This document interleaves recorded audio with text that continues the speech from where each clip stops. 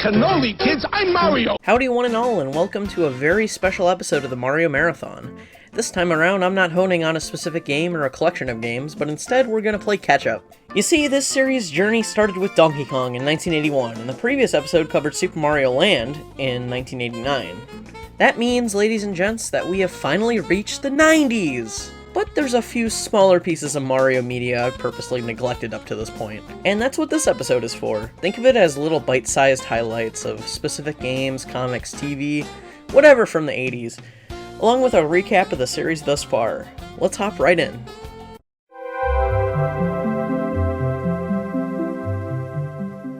Starting in 1981, I covered Donkey Kong. Definitely a crude video compared to my newer stuff, but save for the shitty unscripted intro, I'd still recommend it. Wink wink, nudge nudge. In 1982, its sequel, Donkey Kong Jr. hit arcades, and later that year was Greenhouse on Game & Watch, which I covered in the Game & Watch Games video. The Donkey Kong Jr. video I'm still proud of, but honestly I hate the Game & Watch Games video. The audio levels were off, and the unscripted live-action bits were unbearable. In 1983, we got the arcade classic Mario Bros., which I covered in episode 4. Still an okay video, but again, the live-action bits just make me cringe. There's Donkey Kong Jr. Math, which I talk about in the DK Jr. video, and Donkey Kong 2, Mario Cement Factory, and Mario's Bombs Away, all in the Game & Watch video. Also, there's Donkey Kong 3, which is my absolute least favorite episode. When I made it, I was going through a rough time, and my hatred for the game just kind of combined with that, and it resulted in a very hateful video, to say the least. 1983 is also where we start to see some new stuff. Donkey Kong Jr. plus Junior Sanzu Lesson is an obscure release of Donkey Kong Jr. Math that only contains half the game, cutting 2 of the game modes. Why? Fuck if I know. Now how about some vaporware? For those not in the know, vaporware basically means software that don't exist no more. Basically, in this case, a cancelled game. Donkey Kong no Ogaku Asobi was going to be some sort of music-based game starring the cast of the Donkey Kong games. We actually have a few screenshots of what the game would look like from the Japanese publications. Here's another cancelled game that sounds weird as hell. Sega, yes, that Sega, almost made a parking attendant game starring Donkey Kong. According to a Sega employee at the time, you were dodging cars that were pulling in and out of the lot, and you had to get X number of cars parked in spaces. Strange. For the final bit from 1983, we got a cartoon, Saturday Supercade. Saturday Supercade was a show that ran on CBS from 83 to 84. Each episode was made up of small cartoon segments starring arcade game characters. You got Frogger, Q*bert, Space Ace, Pitfall, and what we're gonna focus on here, Donkey Kong and Donkey Kong Jr. The show was done by Ruby Spears, known for the Mega Man cartoon. Fun, I know. I won't be reviewing the show as a whole, rather just the Donkey Kong and Donkey Kong Jr. segments, as they relate to the Mario series. These segments are actually the first time Mario has ever been in animation. We'll start off with Donkey Kong. First and foremost, it has a nice little intro song that reminds me of something from Hanna-Barbera. There's 19 segments and they're all centered around the main trio, Mario, Pauline, and DK. In this series, Mario and Pauline actually run a circus, where DK is part of. Pauline's the animal trainer, so she connects more with him. Well, Mario's all about putting an end to Donkey Kong's antics and shit. And Donkey Kong? He just says his own name like a damn Pokemon. It gets very annoying. I'm gonna have to apologize for the shitty quality, by the way. This show never got any home release, so we have to rely on home VHS footage for recordings. Mario's always trying to devise some super evil plan to capture Donkey Kong. Most of the plots are about him trying and failing. It's very typical retro cartoon stuff. Every episode is normally just Mario and Pauline getting involved in something, and Donkey Kong fucks shit up for 11 minutes. This show is boring as all bananas. I know I compared them with the intro, but I get heavy Hanna-Barbera vibes from this. The sound effects, the stupid one-liners, the premises, it's all clearly trying to be like Scooby-Doo or Yogi Bear. This isn't Grape Ape, it's Donkey Kong! You know, I grew up with a lot of Hanna-Barbera. I'm attached to those characters, and I have very fond memories watching Huckleberry Hound and Top Cat with my late grandfather. But I'm gonna have to say, going back and rewatching that style of cartoon is tough. They just do not hold up. I don't mind that they're old and cheap even for their time. I don't even mind that they're garbage. I love shitty cartoons from that era. I laugh my ass off watching Fat Albert all the time, but it's just not good, dude. So imagine my opinion of this pale imitation. Donkey Kong himself typically plays the role of the literal knuckle-dragging idiot, easily convinced to do evil. And of course, Mario and Pauline gotta stop him. I am so infuriated of the pure number of monkey puns in the show. Step into my office. We have business to discuss. Monkey business, that is. She is going to fuck Donkey Kong! There's actually an episode based on Donkey Kong 3, which features Stanley the Bugman. That's actually kind of a pleasant surprise. Alright, next up is Donkey Kong Jr. The story here is that Jr. travels from the jungle to the circus to save his dad. But then he realizes that his dad escaped and there's no way to find him. This makes him upset, but then he meets Bones, who's this biker dude who agreed to help him find DK. It's so stupid. Now, Junior himself is actually voiced by Frank Welker, the voice of Fred from Scooby-Doo. But that doesn't stop his voice from being fucking unbearable. Just like his dad, he has to always scream his stupid catchphrase, monkey muscle. Once again, these segments are nothing special. Junior and Bones travel around looking for DK, and along the way they find new people to go on kooky adventures and solve crimes and shit. Like, whatever. I wouldn't recommend watching these segments, or the show at all for that matter. It's too cheaply done, both in animation and, well, everything else to be enjoyable. It's not funny either intentionally or ironically, so if you didn't grow up with Saturday Supercade, I don't know how you'd enjoy it at all. No more bores, on with 1984. I covered Mario Bros. Special and Punchball Mario Bros. In the Mario Bros. Episode. Both really weird Hudson tie-in games, as well as Donkey Kong 3 Daigyakshou, also by Hudson. There's also Donkey Kong Hockey and Circus in the Game & Watch video as well. Pinball is a cute little early NES game that is just a simple game of pinball, except Mario's on the cover? Strange, when you play the game, he's nowhere to be seen. Well, it turns out you have to find this secret special board where Mario and Pauline appear. Kinda weird to put him on the box art like he's the main character, but hey, whatever sells. That same year, Tennis released on the NES, and a few years later on the Game Boy. In both versions, Mario is the little referee, or whatever they call it in tennis. I don't do sports. There's NES Golf, where you play as this middle-aged guy who often gets mistaken for Mario. In the Game Boy version, released later, look right at the cover, that's clearly Mario, and he's in the game itself too. In 1985, there was Wrecking Crew and Super Mario Bros. Both are videos I'm still very proud of. I think Super Mario Bros. In particular is where I really came into my own and developed my style. Holy cannoli, kids, I'm Mario, and I'm telling you, if you're not watching the Super Mario Bros. Super Show, you're gonna turn into a Goomba. Don't be the last on your block to be playing with pasta power.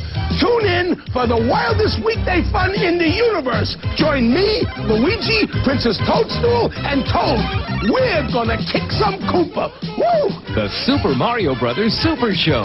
Afternoons at 4 in Channel 43's Kids Land. For 1986, I covered Super Mario Bros. The Lost Levels, another one of my personal favorite episodes. Two special versions of the game also came out that year, Super Mario Bros. Special and All Night Nippon Super Mario Bros. Both I covered in the Mario 1 video. I Am a Teacher Super Mario No Sweater is a real fucking thing.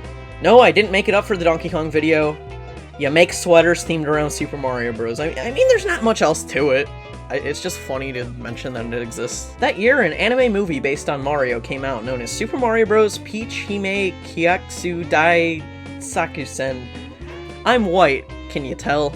Or The Great Mission to Save Princess Peach. It's probably not the best film out there, but it's one that I have a lot of nostalgia for. Back in the day, people could just straight up upload anime on YouTube. The only condition is that it had to be in 10-minute parts because YouTube videos couldn't be longer than that at the time. I used to watch this movie a ton back then as a kiddo.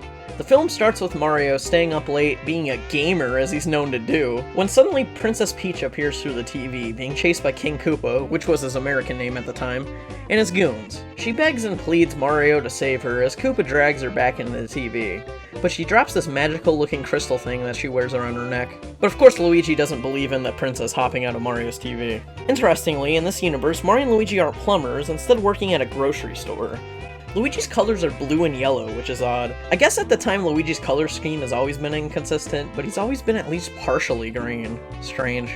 Anyway, after a dog nabs the crystal, Mario and Luigi chase it down a warp pipe that takes them to Gandalf the White or whatever, and he tells them they gotta travel through the Mushroom Kingdom to save Peach and kick Koopa's ass and free the Toads or whatever. Another interesting tidbit.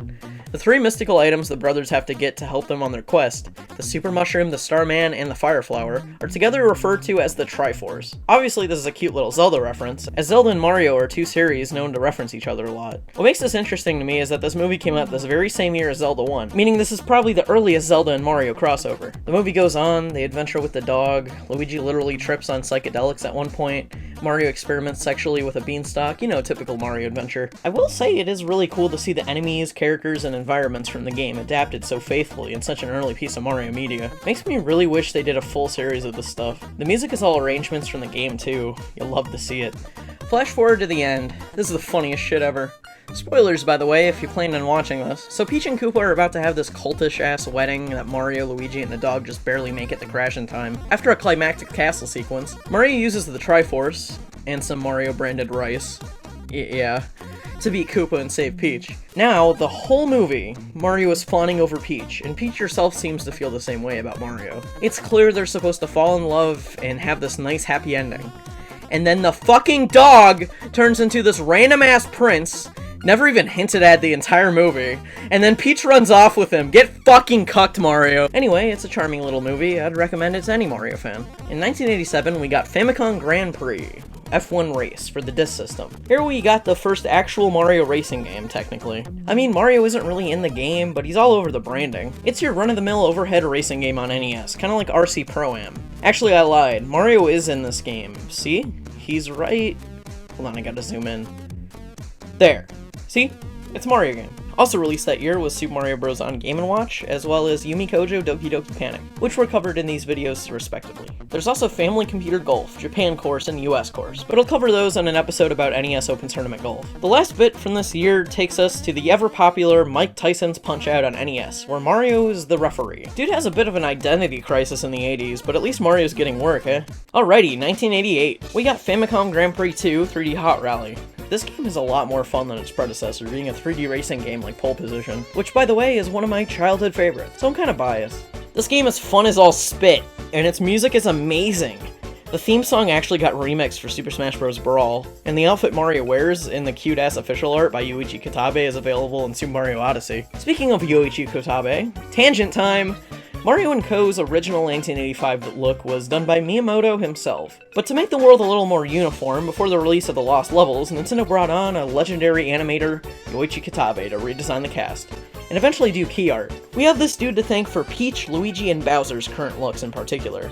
But what I want to focus on is the 2D key art that gets slept on. This dude's work is amazing, and I love the way the characters are presented in them. Later in 1988, we saw the releases of Super Mario Bros. 2 and 3, which both have their own episodes, of course. These are probably my two favorite videos I've ever made, period.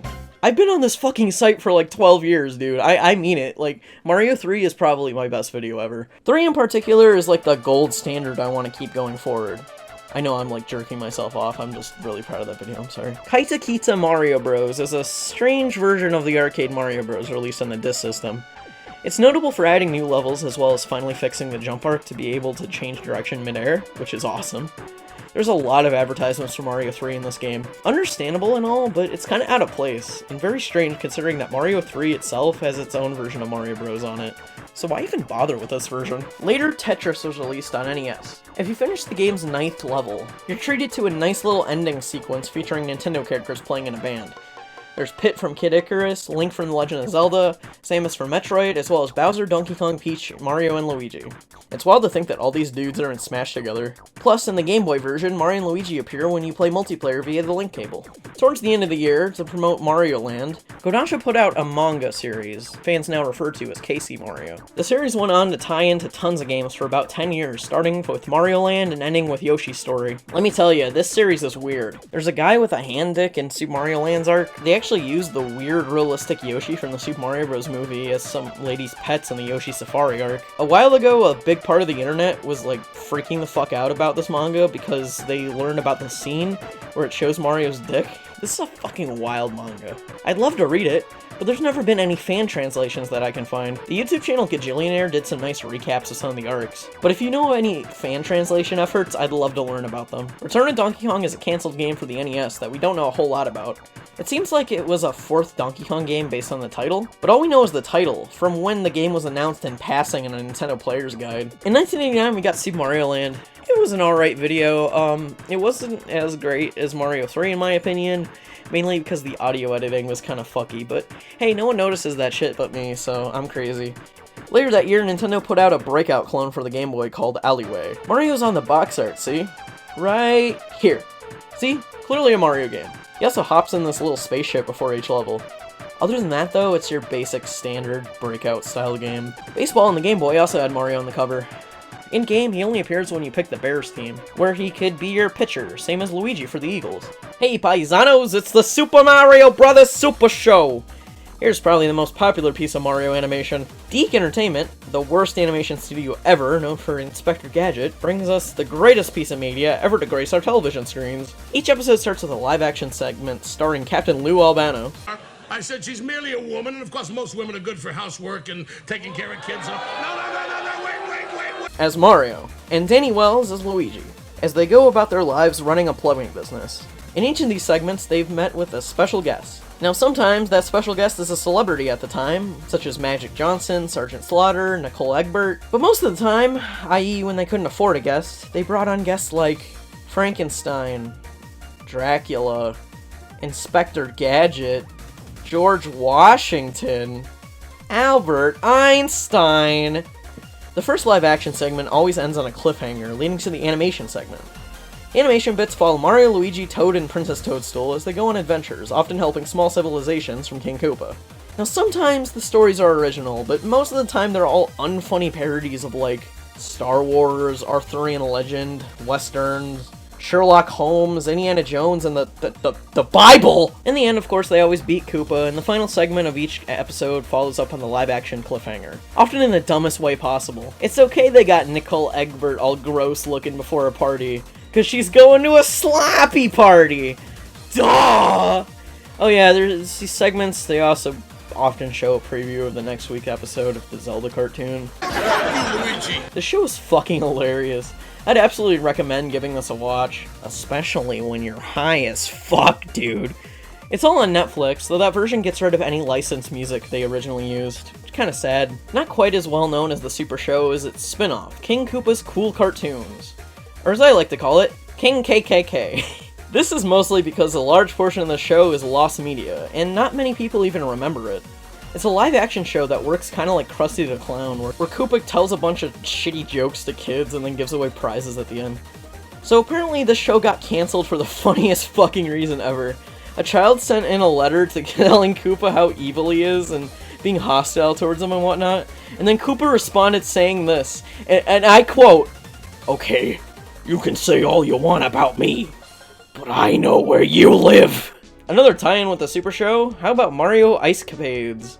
Yeah, Mario was so damn popular in the 80s, they even had an ice show. I don't believe it. What is it? Nintendo! So this guy is showing his girlfriend or whatever how to play Super Mario Bros. Like an absolute fucking dork, when the NES gets a virus, because that's totally possible. Of course, this is the evil doings of King Koopa, who says he's going to invade the real world or something. No! The only ice show I've ever really seen was the Finding Nemo one when I was really little.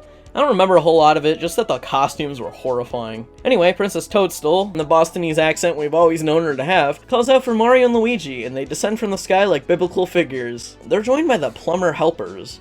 From what I can tell, they stuffed a bunch of kids from the audience into boxes and wheel them around so they can say that they're part of the story. This whole thing is so bizarre. Luigi fucking disintegrates enemies into an oblivion, and eventually they beat King Koopa and the day is saved. Hooray. Mada anime series Super Mario Bros. Is a collection of 3 anime shorts that retell Japanese fairy tales with characters in the Super Mario Bros. 3 game. It's a very cute watch, especially to see more on-model looks of Mario characters in that retro anime style, but there's not much else to get from them unless you're familiar with the original stories. The first short, based on Momotaro, says Peach is the daughter of 2 elderly Hammer Bros. One day, Koopa, that's Bowser's Japanese name by the way, and his 7 Koopalings barge in to kidnap her so Koopa can marry her. One night, helpless, the Hammer Bros look up at a shooting star that then crashes, revealing itself to be a Peach. Within that Peach is none other than Mario. Of course, what else would live inside of a space Peach? Actually, Mario was born from that Peach. Yeah, this chubby mustachioed boy, that's a baby. The Hammer Bros raise him as their own, and he grows up really fast. Mario is then sent on a quest to save Peach. Bearing a Peach headband and a motherfucking machine gun, Mario knew what he had to do. Koopa drew first blood. Okay, but first, Mario finds and befriends a Parabeetle, a Boomerang Bro, and a Spike, who all join him on his quest. They all arrive at Koopa's base to have this epic fight scene. Mario ties up Koopa and forces him to tell him Peach's location at gunpoint. This short is fucking intense, dude. The second short is Boshi, or the One-Inch Boy. In this one, childish parents wish upon a star to have a kid, and this results in a teeny tiny baby Mario, once again with a full mustache. Mario grows to age 10 and still remains only an inch tall. Wishing to learn about the world, Mario sets off to travel to the big city with a teeny sword and a boat. After getting swept up in a storm, He's nursed to health by Peach, who he befriends. But then Koopa appears and intimidates Peach, and Mario stands up to him. Koopa, of course, laughs at how such a teeny tiny dude can threaten him, so he eats him. Hey, it's just like Bowser's Inside Story. Weird. Mario fucking stabs Koopa from the inside, though, so it's all good in the hood. For his bravery, a wish-granting mallet appears before him. This is super weird to me, but hey, I'm not familiar with the original fairy tale, so I shall spare the judgment. Mario wishes he could be taller, and so he falls in love with Peach and flies off in the Mario-mobile, once again proving manlets can never get the girl. The final story is Snow White, which I'm sure you're all familiar with. It starts with the evil queen, who is played by Koopa in lipstick, very upset that she's not the most beautiful in the land, being beat out by Peach. She sends the 7 Koopalings to find her, and when they do, Peach is saved by Mario. Mario appears out of absolutely nowhere, I love it. This leads to a fight scene. Yeah, ain't none of that shit in the Disney version. Mario and Peach run off in a small cottage in the woods. Of course, this is home to the 7 dwarfs, played by 7 toads. The toads are all willing to help hide Peach from Koopa while Mario goes off on his own. As the story goes on, Koopa makes a poison apple. Peach eats it, falls asleep, and Mario saves her. Not with a kiss, but with a magic potion from a goddess he got off screen. Very strange choice. Anyway, it ends with Mario going to beat the shit out of Koopa. When he's about to win, Koopa stops him by threatening Peach at knife point. It looks like a standstill. When Luigi pops out of fucking nowhere! Luigi hasn't been in any of these shorts, let alone this one, so this comes out of absolutely fucking nowhere. Luigi kicks Koopa's shit in and the day is saved. The end. These shorts are very odd, but I enjoyed watching them, if only to see Mario with a gun. Next up are some sort of lost media. Super Mario no Katsu Anzen and Super Mario no Shobotai were public service announcement animations promoting traffic and fire safety, respectively. These things were actually found, but they're super rare. And honestly, I haven't bothered to look too much into them. They're just standard safety shorts. I figured there's not too much to them. Hoo mama, that about does it. Well, we made it through the 80s, guys. Can you believe it? I'm so excited for what the 90s will entail. Some of my favorites come out of that decade. Donkey Kong Country 2 is my favorite game of all time. I can't fucking wait to review that trilogy. Super Mario 64, man. Even pretty soon, you know, Super Mario World, Yoshi's Island, Mario Kart, Mario Party, Smash Brothers. The 90s will be amazing, my friends, and I hope you're as excited as I am. I can't wait to have you join me on this quest, and thank you for all those who have thus far. Before I jump into the next game, Dr. Mario, though, I have a certain interest I want to follow up on.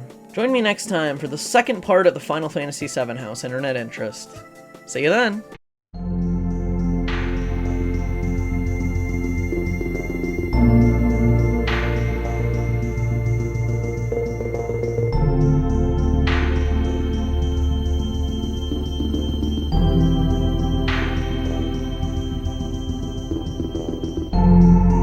The grooming, well, take a look at the captain.